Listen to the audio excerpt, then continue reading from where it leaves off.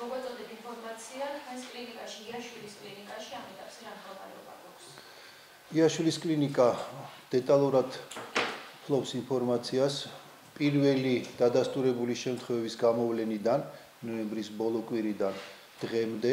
ჩვენ ყოველკვირეულ სტატისტიკურ მონაცემებს ვაწვდით დაავადებათა კონტროლის ეროვნულ ცენტრს, იმის გათვალისწინებით, რომ ჩვენ ვართ ერთადერთი პედიატრიული საყრდენი ბაზა, ანუ მონაცემები პედიატრიული დადასტურებული შემთხვევების შესახებ ეყრდნობა იაშვილის მონაცემებს. დღეს ჩვენ შეგვიძლია ვთქვათ, რომ დღევანდელი მონაცემით ბოლო რამდენიმე დღის გარდა 52 დადასტურებული შემთხვევა გვაქვს გრიპის, მათ შორის მხოლოდ 2 არის H3N2 ტიპის ვირუსი, ყველა დანარჩენი არის H1N1 ტიპის ვირუსი. პირველი შემთხვევა ლაბორატორიულად დადასტურებული დაფიქსირდა ნოემბრის ბოლო კვირას და მაქსიმუმი შემთხვევების მოუწია დეკემბრის მესამე კვირას, როდესაც კვირის განმავლობაში ჰქონდა 19 შემთხვევა ლაბორატორიულად დადასტურებული გრიპის. ამის შემდეგ სტაბილურად რჩება 10, 11, 12-ის ფარგლებში ყოველკვირეულად. ასაკობრივი მაჩვენებელი მათი უმრავლესობა 5 წლამდე ასაკის ბავშვია და გართულების კუთხითაც სპეციფიკა მისთვის დამახასიათებელი, გრიპის ვირუსთვის დამახასიათებელი ფიქსირდება, ეს არის ფილტვების ანთება, პაციენტების 35-40%, ყველა შემოსული ჰოსპიტალიზებული პაციენტების 40% არის გართულებული ფილტვების ანთებით. ამ მონაცემებიდან რაც დაგვისახელეთ, რთული მდგომარეობა შეგვიძლია გითხრათ მართვის ფაზე და შეშეფრასაც. დიახ, ამ მონაცემებიდან გამომდინარე ყოველკვირეული სტატისტიკიდან გამომდინარე ერთიც მინდა დავამატო, მაქსიმალური შემთხვევების და მაქსიმალური სიმძიმე თუ შეიძლება ასე ითქვას მოუწია დეკემბრის მესამე კვირას, როდესაც ჩვენ 3 პაციენტი მდგომარეობის სიმძიმიდან გამომდინარე მოვათავსეთ კრიტიკული მედიცინის დეპარტამენტში. მათი მდგომარეობა სტაბილურია, მათი მდგომარეობა რჩება მძიმე, თუმცა მხოლოდ 3 პაციენტთან აღინიშნა მძიმე მიმდინარეობა ფილტვების ანთებით გამოწვეული, მაგრამ ესეც მინდა ხაზგასმით აღნიშნო, 3 პაციენტი არ შემოსულა მხოლოდ გრიპის გამოწვეული პნევმონით. ყველა პაციენტთან თანარსებული სხვა პათოლოგიები ჰქონდა, ზოგან ქრონიკული, ზოგან თანდაყოლილი, ასე რომ გართულდა მხოლოდ იმ პაციენტებთან, სადაც გრიპთან ერთად და ფილტვების ანთებასთან ერთად დაფიქსირებული იყო სხვა ქრონიკული დაავადებები. გაქვთ თუ არა ზოგადად ცნობილია, რომ და ყველა ამაზე საუბრობს, რომ იაშვილის კლინიკაში ადგილები არის გადავსებული, პაციენტს ერეფნებშიც ჭირდებენ და უკეთებენ გადასხმებს და ასე შემდეგ. გაქვთ თუ არა შესაბამისი ადგილები, როგორია მომართვიანობა და როგორ უკლავდებით ამ მომატებულ მომართვიანობას? პირველ რიგში ციფრებს მოგახსენებთ, ჩვეულებრივ შემთხვევებში, ჩვეულებრივ არასეზონზე იაშვილის კლინიკას აქვს რესპირაციული მედიცინის დეპარტამენტი, ამ სახით ერთადერთი საქართველოში, სადაც ძირითადად ვათავსებთ პაციენტებს, რომლებიც სასუნთქის სისტემის დაავადებებით სრულდება და ეს დეპარტამენტი ჩვენ გათვლილი გვაქვს 36 საწოლზე. ანუ მაქსიმალური რაოდენობა არასეზონზე პაციენტების, რომლებთაც სასუნთქის სისტემის დაავადების მწვავე შემთხვევები აღინიშნება არის 36. აი ნოემბრის ბოლო კვირიდან დაწყებული დღევანდელი იანვრის პირველი კვირის ჩათვლით ჩვენი პაციენტების რაოდენობა ამ დაავადებით სასუნთქის სისტემის მწვავე პრობლემები არის 70-დან 80-ის ფარგლებში გაორმაგებული. რა თქმა უნდა, ერთი დეპარტამენტი ამ მოცულობის პაციენტებს ვერ დაიტევს, მაგრამ ჩვენ ძალიან კარგი პრაქტიკა და გამოცდილება მივიღეთ 2009-10 წლის გრიპის ეპიდემიის დროს. მაშინაც ანალოგიური დატვირთვა იყო, ანალოგიური მატება, გაცილებით უფრო მეტიც, 2-3 უფრო მეტი შემთხვევები, ამიტომ ჩვენ ესეთ პირობებში სხვა დეპარტამენტებს ვანთავისუფლებთ ასეთი პაციენტებისთვის. დღეისათვის აბდომინური მედიცინის დეპარტამენტი, ანუ დეპარტამენტი, რომელიც კუჭნატლავის დაავადების, ღვიძლის პათოლოგიების პაციენტებს იღებს, მთლიანად ორიენტირებულია სასუნთქის სისტემის დაავადებებზე. რამდენიმე პალატა გამოვყავით ურონეფროლოგიურ დეპარტამენტში, მზად არის პალატა აუცილებლობის შემთხვევაში ნეირომეცნიერების დეპარტამენტში, ასე რომ დერეფანში პაციენტების მოთავსება, ეს ალბათ თუ ტერმინს გამოვიყენებთ, პაციენტების ნაკადის აღსანიშნავად სწორია, მაგრამ სრულებითაც არ ასახავს რეალურ მდგომარეობას. ჩვენ გამოვანთავისუფლეთ სხვა საწოლები, ყველა პაციენტი არც ერთი შემთხვევა ჰოსპიტალიზაციაზე ვარის თქმის არ დაფიქსირებულა. ყველა პაციენტი მივიღეთ, ყველა პაციენტს გაეწია შესაბამისი დახმარება. დიახ.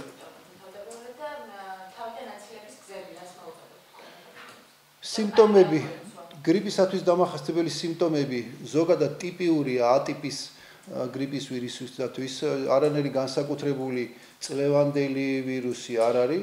ანუ ეს არის ის, რასაც ჩვენ H1N1 ტიპის, ანუ ატიპის გრიპის ვირუსისთვის დამახასიათებელი თვისებება ვთვლით, ეს არის დაავადების უეცარი დასაწყისი, დაავადების დაწყება ტემპერატურის მატებით, შემცივნებით, ძლიერი თავისა და თვალების ტკივილით, ყელის ტკივილით, ხველით, კუნთებისა და სახსრების ტკივილით, ეს არის ესეთი აგრესიული დასაწყისი, აგრესიული მიმდინარეობა, რაც სწორედ გამოარჩევს გრიპს სხვა დაავადებებისაგან.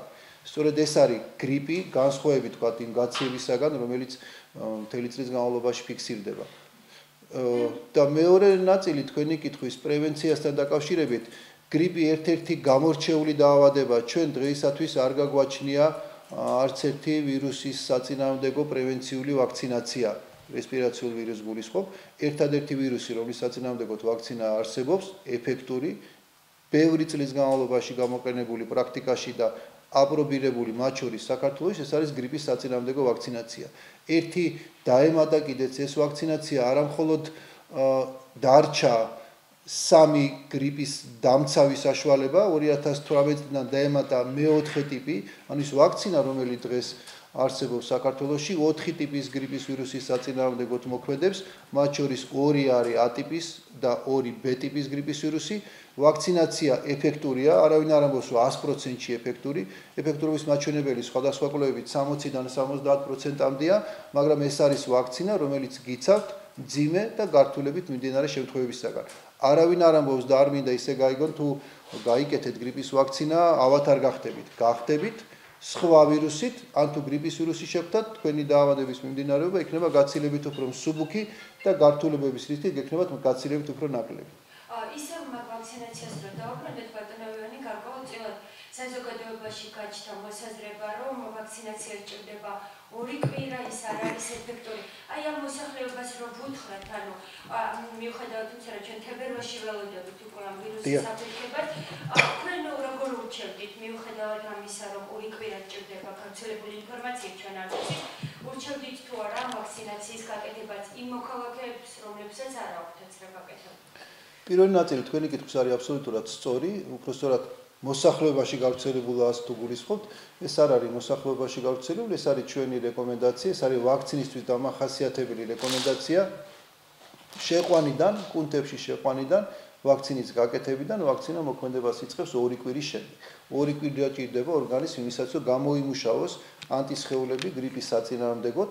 შესაბამისად, თუ თქვენ მაგალითად 1 დეკემბერს გაიკეთეთ ვაქცინაცია, 14 დეკემბრიდან 2 კვირის შემდეგ თქვენი ორგანიზმი უკვე მზად არის გაუწიოს წინააღმდეგობა გრიპის ვირუსებს. რაც შეეხება მეორე ნაწილი, არის თუ არა ეფექტური.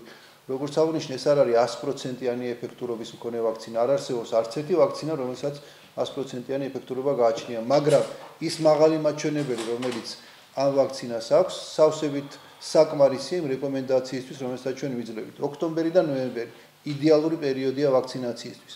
გაიკეთეთ ვაქცინაცია, 2 კვირის შემდეგ თქვენი ორგანიზმი დაიწყებს ანტისხეულების გამომუშავებას, ანუ მზად არის გრიპის საწინააღმდეგო საბრძოლველად, ოღონდ შეზღუდულ პერიოდში, 6 თვის განმავლობაში. ეს ვაქცინა არ არის მთელი ცხოვრების განმავლობაში დამცავი გრიპის ვირუსის საწინააღმდეგო ვაქცინა. 6 თვე, ანუ მაქსიმალური პერიოდი, ის პერიოდი, როდესაც გრიპის ვირუსი აქტიურია, თქვენ ხართ მზად თავდასაცავად.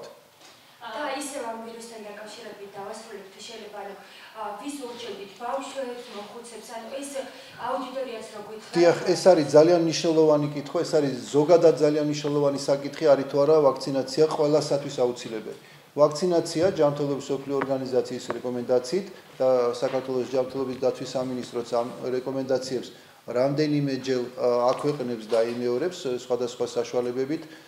აუცილებელია მხოლოდ რისკის ჯგუფებისთვის. რისკის ჯგუფებს მიეკუთვნება 6 თვიდან 18 წლამდე ასაკის ბავშვები.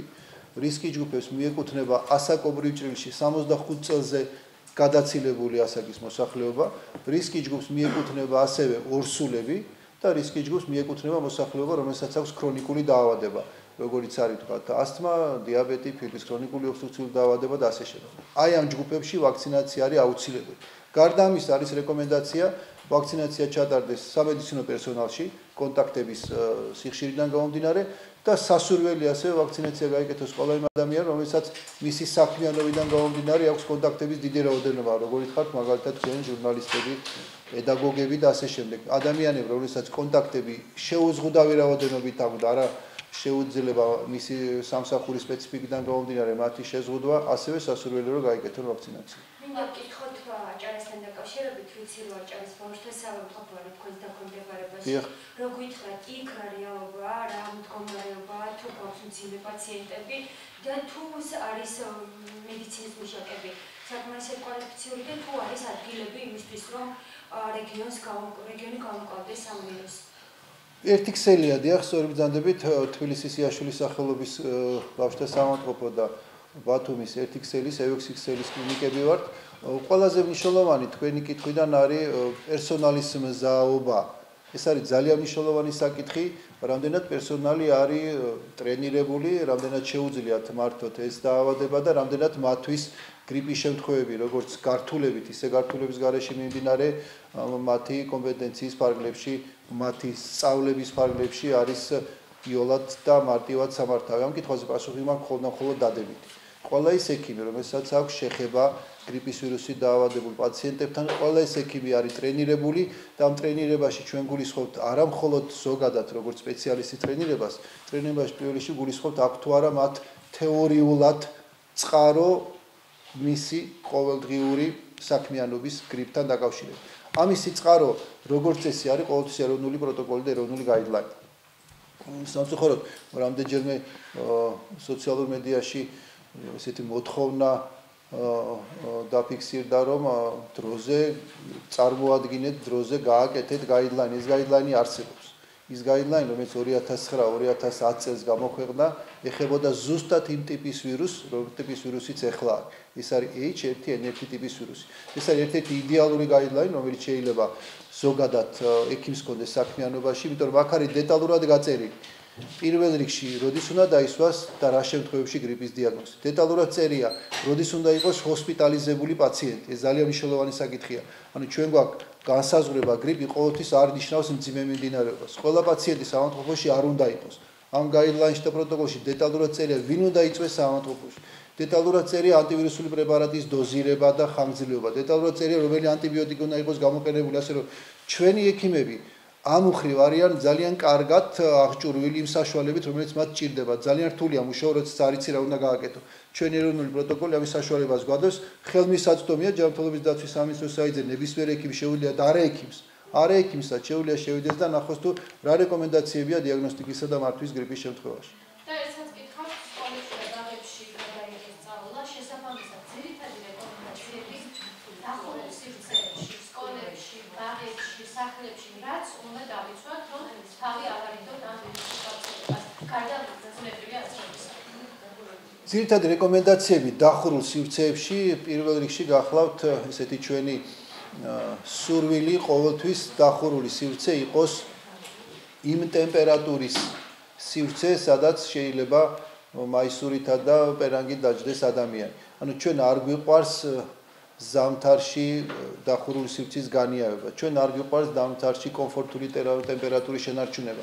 ჩვენ მშობლებს არ უყვართ ზამთარში ბავშვების ადეკვატური ჩაცმა. ძალიან ბევრი ბავშვი, რომელიც ჩვენთან მოდის, მიუხედავად ტემპერატურისა, ზამთარშიც და უკვე შემოდგომის ბოლოდან ძალიან ბევრი ტანსაცმელი აცვია, რომელიც ერთ-ერთი ხელშემწყობია იმისა, რომ ბავშვი გაუფრიანდეს, გადახურდეს და უფრო მეტად მიმღები გახდეს სხვადასხვა ვირუსული ინფექციის. ასე რომ დახურული სივრცის განიავება, სველი წესით დალაგება, ხელის ხშირად დაბანა, ახლო კონტაქტების თავიდან აცილება, ნიღბის გამოყენებაც გარკვეულწილად დამცავია, თუმცა არა 100%-იანი. ყველა ეს საშუალება მიზანშეწონილია, რომ გამოვიყენოთ იმისათვის, რომ მინიმუმამდე დავიყვანოთ გრიპის შემთხვევების რაოდენობა. და კიდევ გითხოთ, აი ვინც გადაიტანა გრიპი, ის იმუნიტეტს იმუშავებს, თქვათ, იმათვისაც რა საჭიროა, თუ თქვათ ეს განმავლობაში მას აქვს იმუნიტეტი მისოდანი. თუ თქვენ გრიპი გადაიტანეთ, თქვენ გაქვთ იმუნიტეტი სწორედ ამ ტიპის გრიპის ვირუსის საწინააღმდეგოდ. ეს აცრა, რაც ძალიან მნიშვნელოვანია, ყოველწლიურად უნდა გაკეთდეს, იმიტომ რომ ყოველწლიურად სხვადასხვა ტიპის ვირუსი ცირკულირებს. ამიტომ წელს გრიპის ვირუსის საწინააღმდეგო ვაქცინის შემადგენლობა იმ სახის არის, რომელსაც ეხლა თვლის ჯანმრთელობის მსოფლიო ორგანიზაცია ყველაზე ხშირად, მაგრამ 2019 წელს შეიძლება ეს შემადგენლობა შეიცვალოს. ამიტომ არის ეს ყოველწლიური ვაქცინაცია. თქვენს მიერ გადატანილი გრიპი გაძლევთ იმუნიტეტს მხოლოდ ამ ტიპის, ამ კონკრეტული ტიპის გრიპის ვირუსის მიმართ და არა ყველა ტიპის ვირუსის მიმართ. რაც ეხლა ყველაზე ხშირად ცირკულირებს. ერთი ვაქცინა არის ამ 4 ტიპის ვირუსის საწინააღმდეგოდ, დიახ.